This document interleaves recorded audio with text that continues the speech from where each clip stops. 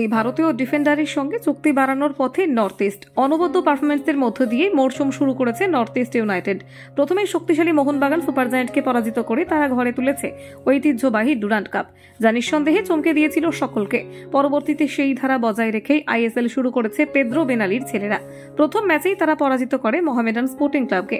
Aladdin আজরেইদের একমাত্র গোলে এসেছিল জয়, যার ফলে অনায়াসে 3 পয়েন্ট নিশ্চিত করেছিল এই ফুটবল ক্লাব।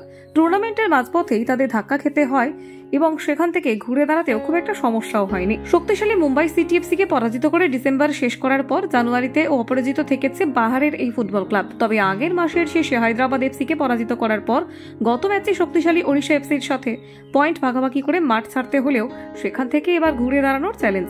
এই লক্ষ্য নিয়ে শুক্রবার ঘরের মাঠে শক্তিশালী মুম্বাই সিটিএফসির বিপক্ষে খেলতে নামবে পেদ্রো বেনালির ছেলেরা। এই ম্যাচে জয় পেলে আইএসএল এর পয়েন্ট টেবিলের প্রথম 4 স্থান প্রায় পাকা করে ফেলবে নর্থ ইস্ট ইউনাইটেড।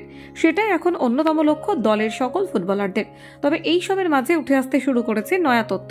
বিশেষ সূত্র মারফত জানা গিয়েছে দলের ভারতীয় ডিফেন্ডার আশিস আক্তারের সঙ্গে দীর্ঘমেয়াদী চুক্তি করার পরিকল্পনা রয়েছে আইএসএল এর এই ফুটবল ক্লাবের।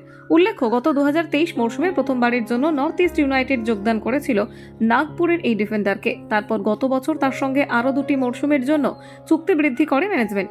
সেই সুবাদে আগামী 2026 সাল পর্যন্ত নর্থ ইস্টের জার্সিতে খেলতে দেখা যেতে চলেছে আশির আক্তারকে। তবে শোনা যাচ্ছে এই চলতি সিজনে তার অনবদ্য পারফরমেন্সের কথা মাথায় রেখে নাকি চুক্তির মেয়াদ আরও বাড়ানোর পরিকল্পনা রয়েছে জন আব্রাহামের এই ফুটবল ক্লাবের।